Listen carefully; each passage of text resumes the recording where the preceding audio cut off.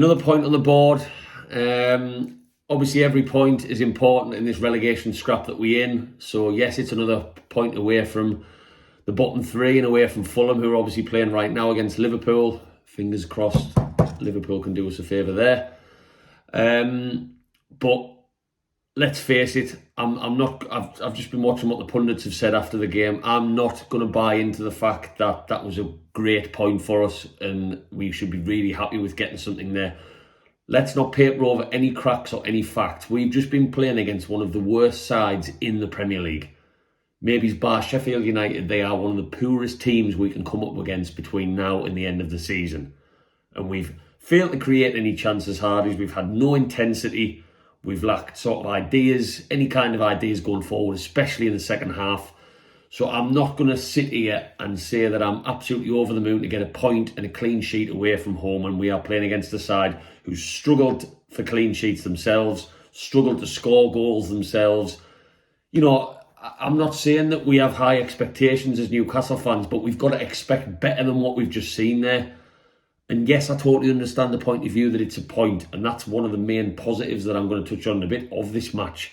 But aside from the game being absolutely horrendous and there being very little for us to even talk about in this match review, it's got to be better.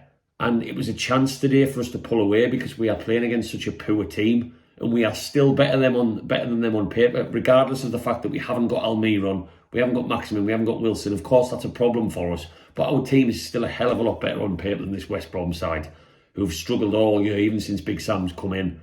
So I hate to be Mr. Negative, but I'm not buying into the fact that it's a fantastic point in the circumstances. And if we do stay up because of a single point come the end of May in this awful relegation battle, yes, we'll look back and say, well, that point at West Brom kept us up. But that's still not going to change my opinion that we should be doing a lot better against sides like this. Because if I can't have that expectation and that hope that we'll play a little bit better against one of the worst teams in the division, then my God, I don't know where we are as a team.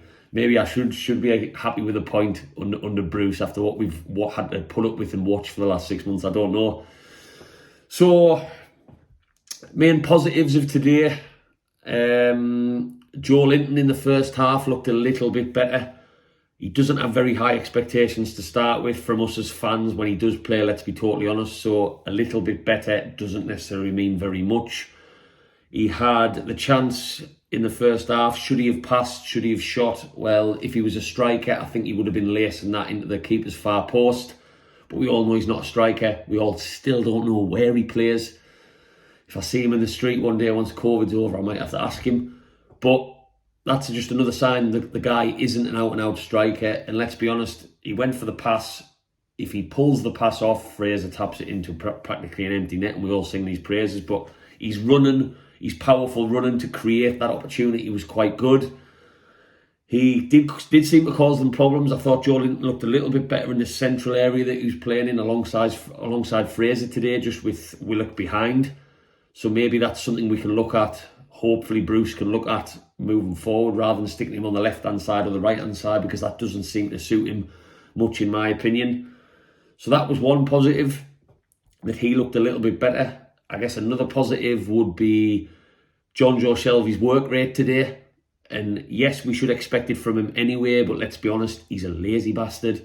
So today, especially in the first half, for any of you who watched the game, there was a chance when West Brom were counter-attacking. Shelvey made up all the ground with their forward player. And if he hadn't made up that ground, they would have slipped him in. It might have been a goal for West Brom. So Shelvey did seem to graft a little bit harder today. He was up for it. But again, as someone who plays football myself, I graft me bollocks off when I'm not getting paid 70 grand a week when I play with my mates in the park on a Thursday night. So let's not sing his praises too much. But again, it's a positive, and I'm struggling for positives today, because that game, if you were a neutral fan watching it, you'd probably never watch the Premier League again. I think if you were told to watch football or soccer for other parts of the world for the very first time, and you tuned into West Brom versus Newcastle at 12 o'clock, you would probably never watch it again. That was terrible. For anyone who watched it on Amazon Prime, just to sum up the game, and any Newcastle fans watching this match review who didn't watch the game today, maybe you were working, maybe you didn't have access to it on the TV, I don't know. It got so bad in the first half at one point that Clive Tilsley and Ali McCoist actually discussed kids going back to school in England because of the lockdown ease. And that was a topic that got mentioned and talked about for a good couple of minutes in the first half. They then went on to talk about Sam Allardyce's love for restaurants and how he can't wait to get back to dig into a nice meal once hospitality reopens. I'm not winding you up. During the game, they were talking about kids going back to school and parents not having to homeschool anymore. So if anything sums up what sort of game it was today, it's commentators talking about political lockdown debates. So yeah, so it's not a one that's going to make it first on Match of the Day, put it that way. And I think if I'm struggling to sleep moving forward, I might just use the full match highlights of West Brom Newcastle just to get us to nod over rather than counting sheep. So positives are quite hard to come by from that match. Yes, we kept a clean sheet, but again, we are facing one of the worst attacking forces in the Premier League. I thought Clark was good. Clark's always good at centre-back. For me, he needs to play with Fernandes if Fernandes is fit. Lascelles, yes, he's probably in there for his leadership skills, but I haven't seen much of that. I think Clark and Fernandes would be our most solid centre-back partnership going into the end of the season. Dummett came in at left-back. He had a moment in the first half when he slipped over where it was like, oh, God, Paul, sort yourself out, mate. But he put in a pretty solid performance. As we always expect with Paul Dummett, you get nothing from him going forward. He's very much a hoof-it, a bit of a Mike Williamson. But with regards to being switched on in the 18-yard box, he's normally pretty reliable when the going gets tough. So I thought Dummett was okay, and I would probably keep him in the team at Aston Villa on Friday because Lewis is just too risky to have in your defence for me this season. He switches off way too much. He's not aggressive enough in the tackles. So for me, it is Dummett who will key in. I know maybe a controversial opinion, and as always, please let us know in the comments. Other positives, I'm struggling. I'm really struggling. Like I say, I thought Clark was good. Shelvey grafted harder. Joelinton looked okay in the first half. Fraser, he looked all right in the first half because he's always got that burst of pace. But generally speaking, didn't do too much. I thought his crossing into the box was pretty poor. So that's the positives, aside from the fact we've got another point on the board. Negatives, intensity. I'm sick to death of us not playing with intensity. These players need to realise they are in a relegation battle. And we have got a Fulham team who look pretty good at the moment and pretty organised, just struggling to score goals, who are breathing down our necks. Breathing down our necks right now because I don't know what the Liverpool score is. So I could be making this video as Fulham might be winning at Anfield because Liverpool have been struggling there. As I said at the start, fingers crossed they aren't. So the intensity needs to be upped. I'm sorry, we can't be strolling around, and today against a team like West Brom, you show any kind of intensity in your play. That's what makes things difficult for a side as poor as West Bromwich Albion are, and we never really got that today. Creativity, well, we're going to have to find it from somewhere. Our three main attacking players are out. Let's not cry about it. We don't have time to cry about it. We need to start creating more chances. Only chances today in the game were Joelinton when he should have maybe shot instead of passing. Fraser in the first half when he tried to get a cross off on a counter-attack and just got intercepted. Otherwise, it would have been a great chance for Willock. And I think Joelinton in the second half when he shot was piss poor with his left foot. That's the only chances I can think of, really. There was a John Joe Shelvey shot in the first half, but that wasn't a chance.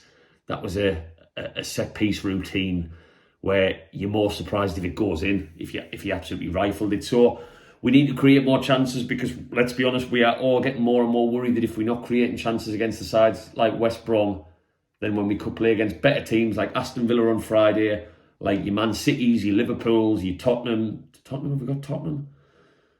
I know we've got a very difficult May. We've got some difficult fixtures coming up. So if we're not creating these chances against the poorer, shitter teams in the league, no disrespect, not that there's any West Brom fans watching, but that's a concern because the only way you win football matches is by scoring goals, as the old football cliche goes. So that was my biggest concern watching today. Drifting around the pitch a little bit. Again, the second half. What happened in that second half? We came out. Bruce hooked Hendrick off, who, by the way, just on a side note, Hendrick needs to go nowhere near our midfield in future, in my opinion. He just doesn't.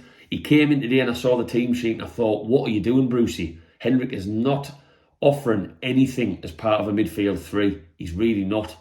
And I didn't see anything of him today. And he got hooked off after 50 minutes. So Bruce obviously wasn't happy with what he was seeing.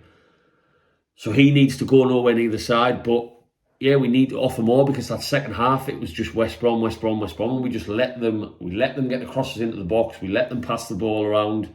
Where's the Newcastle that we saw against Everton when we were up their asses from the first whistle? Where's the Newcastle that we saw against Wolves in the first half last Saturday? We're not seeing any consistency in our performances, and that's only going to win us football matches if we play like we have done in those games. Yeah, so I mentioned on Hendrick, that was a negative for me. Gale, we need to stop judging Gale off these little 15-minute cameos that he's getting. Bruce brought him on with about 15, 20 minutes left. By that stage in the match, we were creating nothing and doing nothing. So I am not going to judge Dwight Gale off these little cameos. And I think it's harsh of any Newcastle fan to do so, because he needs service, he needs chance balls in the box and things like that. He needs to come in for me and start a football match before we can judge him. Play him up top against Aston Villa. Play him up top. Play Joe Linton, who looked a little bit better today in more of a central role. Play Joe Linton just off Gale, and let's see with Gale on the shoulder of the defender what he can do. Because we need goals, and if there is one man in our squad who is fit at the moment, who knows where the goal is on his day, it is Dwight Gale. And my God, I must sound like a stuck record on these videos saying it, but he needs to come in. Andy Carroll's not the answer. Bruce obviously doesn't think he is anymore. He hasn't played it. I think he got 20 seconds of football today, and he gave a foul away in that 20 seconds. He's not getting a new contract in the summer. Carroll's done. I think he's a last resort when we probably need an equaliser in the 90th minute for his aerial ability. So Gale has to play, and he didn't get the chance to do much today with his little cameo appearances. I think there's plenty more fixtures on the fixture list for us to get points in. We've got Brighton in a couple of weeks, who have just slipped below us in the table, and it's all getting very, very, very tight down there.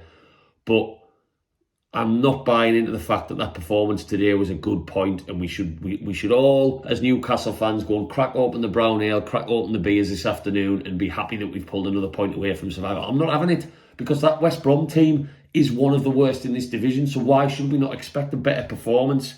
Bruce needs to... I think we've all accepted Bruce isn't going anywhere, so I'm going to stop with the Bruce out malarkey, and I'm seeing it all over social media. Let's just face it, Newcastle fans, he's not leaving our football club. If he's not going to lose his job in what is one of the worst weeks that we have had as a football club, with the Richie falling out, the takeover problems, the injuries to the three key attackers, which we hoped might have put the shits up Mike Ashley, or got our best goal scorers are all out, should I make a change in management? That's not going to happen. Bruce is going to be here now, unless Ashley has a sudden drastic change of heart, which might have been spurred on by a defeat today at West Brom, who knows? But he's around to stay. So we really need an uplift in performances, not just performances in terms of creating chances, but in performances in terms of intensity, and really getting at teams, because the only way we're going to get results is by doing that. So I'm not happy today. I'm not a happy Newcastle fan. I want you guys to let me know in the comments what you thought of today's performance. But not much to talk about. This is probably one of the only match reviews I'll do where the match incidents are very, very few and far between. Joe Linton half shot. Should he have shot? Should he have passed? Joe Linton left-footed shot in the second half. That's all I've got. If I'm missing any massive chances for us, again, let us know in the comments. But I've just sat and watched the full 90 minutes and I can't remember much else that went on. So, on to Aston Villa on Friday. A winnable match, yes, on paper, because Aston Villa have looked a lot poorer the last couple of weeks. But a very, very difficult game.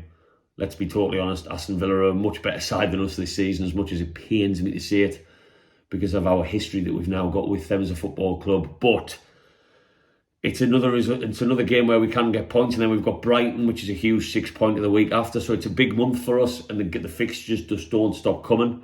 We've got a bit of time to rally the troops now between today and Friday. We don't have a midweek game, which is a relief, I guess.